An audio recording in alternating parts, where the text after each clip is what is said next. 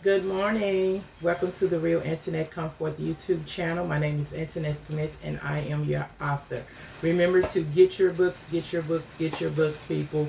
I'm going to do a recap on the series that we're on. We're still on the Real Internet Come Forth book series. It's 9 volumes, 4 separate books. So if you're new to this series and new coming on, this is the first book and it is volume 1, 2, and 3. It's 3 in 1. The next book is volume 4. It's by itself. And then the next book is volume 5 and 6. And then the final book of this series is volume 7, 8, and 9. Okay? So, we are on volume number 5. We're in the third book. Volume number 5 is volume 5 and 6, but we're on volume number 5, titled Years of Isolation. It is age 27 to 30. Okay, we just finished up that one. So now we're on volume number 6 of this book. It's titled The Breaking of Me. Okay, so we're going to get into that in just a minute. And remember, my new book release, My Jesus Experience. This book is available on the market in paperback and digital version at Barnes & Noble, Amazon, Google, Apple iTunes, Walmart.com, Kobo, Books A Million, Indigo. And it comes with a bookmark. If you send me a message letting me know that you have purchased the book, I will send you the bookmark, okay? Metallic paper. All of the books come with a bookmark, okay? The Real Internet Come Forth, it comes with the loyalty card, and it also comes with bookmark. Each book has its own bookmark. But the loyalty card, if you buy the first 3 books, I will give you the 4th book free, which is volume 7, 8, and 9. If you send me proof that you have the first 3, I will send you a signed copy of the last book of the series. If you get the Behind the Scene book series. The Behind the Book Scene series is the sequel to the Real Internet Come Forth, and it's 5 separate books. If you buy the first 4 books, I give you the 5th book for free. Same thing. It comes with the loyalty card. All of the books come with its own bookmark. Send me proof that you have purchased these books and I will get the bookmarks and the loyalty cards to you. Okay? So we're going to dive right on in. We are in volume number 6, people. Volume 6, and it is titled The Breaking of Me. Let me just get to it. The Breaking of Me. See, this is 2 books in 1. Okay? So I'm going to read the chapters like I always do. Chapter 1 is Backtrack. Chapter 2, My Husband Moves to Mississippi. Chapter 3, Battle of the Wheels. Chapter 4, Children Leaving Home. Chapter 5, My Wounded Spirit. Chapter 6, Date with Destiny. Chapter 7, He is My Prince of Peace. Chapter 8, My World as I Know It is Destroyed. Chapter 9, Mental Breakdown. Chapter 10, Identity Crisis. Chapter 11, A New Beginning. Chapter 12, The Ultimate Power of Grace. All right. So we're going to read from chapter 7. And it is titled, He is My Prince of Peace. And this is December 2006.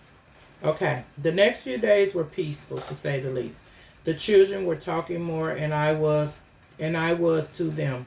The husband and I are still not talking or sleeping together. It's been 4 months since we slept together. I can't bring myself to sleep with the enemy. So my nephew from Illinois called us to see if he could come and stay a while. We agreed. Now this is my husband's sister's son. He had never stayed with us, but 3 of his siblings had. My husband asked the children if they wanted a Christmas tree because I no longer purchased them since I read Jeremiah 10, 1 through 5. You can read it for yourself as a side assignment. When I learned this years ago, I stopped. So he purchased the children trees and lights, gifts, and purchased them gifts as well. But they will be open before Christmas because once again, Christmas is about Christ giving his life for us, and not us receiving shoes and clothes from the family. I made up my mind that I was going to give you something. If I was going to give you something, I would give it to you. I would do it on the daily basis and not allow society to tell me when to give or when to be thankful, meaning Thanksgiving.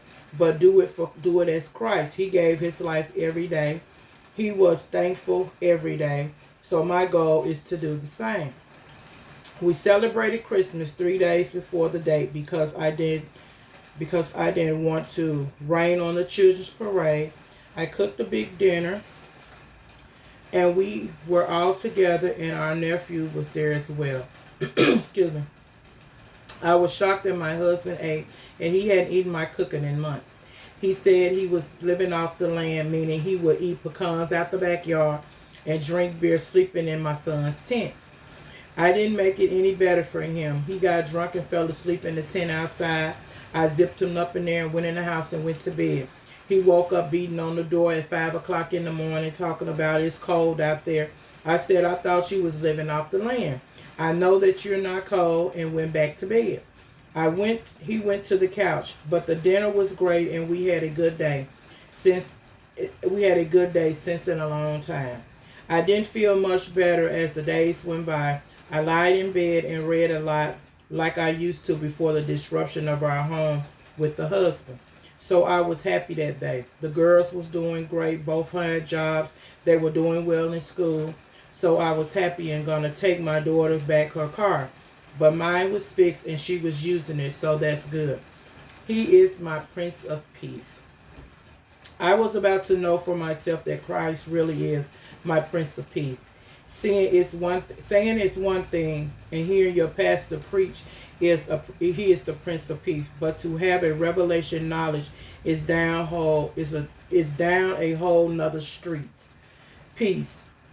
But I have In fact, in another town, I was just about to make the difference. Wait a minute. But to have revelation knowledge is down a whole nother street. In fact, another town, and just how much of a difference it is. Since my devastation had been taking place in my family, I now pray differently. I had always talked to God and asked questions, but not really enforcing that I get a response from Him. I was like the casual talking and clear my head of thoughts and that I was having, but not really believing Him to answer me. Excuse me. The only time I expected my prayers to be answered was when I cried out for help and my pastor prayed them. Then I knew that he had heard them. But I had changed. I now put the demand on God to answer me and answer me immediately because I was tired of waiting months and years for things to change in my life. Then by the time change did come, I had forgotten the prayer that I prayed concerning the matter because I was off on something else. It took so long for the Lord to answer my prayers, but now I learned to mix faith with prayers and continue to stay before God until He answers me. And my new method of praying. My husband was upset I didn't sleep with him, so he began to show out once again. He yelling, screaming, talking junk as usual. Now the children and I were used to his foolishness, but his nephew was shocked to see him act like this. Oh, he was going on and on. He was leaving and he not coming back, and he was talking to my sons and telling my daughter that he's gonna leave, and that he wasn't her biological father, but he had been in her life since 7 months, and she knew who her real father was. But because we talked about him and our family and their love for her, about an hour, his nephew came into my room. Annie, are you okay? What's wrong with this dude? I said, yes, baby. I'm fine, laying here reading a book. He said, you're laying reading a book and this dude here is snapping out, talking about killing y'all, taking the children. I said, sweetie, this is how he acts when he doesn't get his way. He will go to sleep after a while. He will go to sleep after a while. He said, I'm about to call my mom and let her talk to him because this is crazy. I said, okay, that'll be good. I continued to read my book and then got off and put my babies in the tub. And we went to bed and left him up talking to himself and drinking at the kitchen table, trying to explain to his nephew that no one respected him. What a joke. You don't respect yourself, I said to myself. Well, during this nice rest, I prayed and thanked God for showing me that He is in the peace of the midst of my storms. And I didn't have to allow my husband's behavior to disturb my peace or affect me in any way anymore because he is not my all in all. Jesus is my Prince of Peace. So I'm going to end that chapter right there. And I want you to get the book so you can finish reading it. Remember, we are in the Real Internet Come Forth. This is value number 6, titled The Breaking of Me. And it is age 30 to 33. Okay? Life as I know it is over. All right? So we have a couple of questions. So I'm going to read them. The first question is from Indiana. And it says, how many children do you have and what are their ages? Hello, Indiana. I have 5 children, 3 girls and 2 boys. My oldest daughter will be 32 next month, April. My second child is a girl. She's 30 years old. My third child is deceased, and he's 28. My fourth child is a girl. She's 23. And my baby is a boy. He will be 22 in July. Hope I've answered your question, Indiana. Okay. Number 2 says, I read your first book.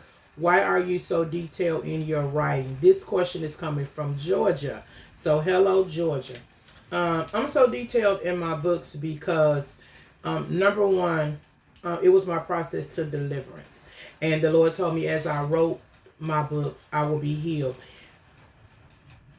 I never talked about the molestation to anybody. I never physically, verbally communicated the sexual abuse that I had suffered. So as I wrote it out, I was being healed. And then another reason is because people always trying to tell their version of your story, what they think they know about you, how they think you are, and encounters, and if they think they know anything about you that somebody else doesn't know, they want to tell their version of you. I wanted to tell my own story because I'm the one that lived my own story. And so I take you into deep details about my story because I'm walking you through my life, how I felt at those times so you can see how I came out, the transformations God made in my life, so you can know that you can come out of any and every situation. Can't nobody tell my story like I can tell it. So that's why I write in very details, because I don't want to leave anything out. I don't want to leave anything to question, you know. So that is why I'm very detailed in my writing. Okay? So, hope you have enjoyed the video. Stay tuned. I will be up doing a next one. So, until then, remember, until we meet again, God gets the glory and I tell the story. Goodbye.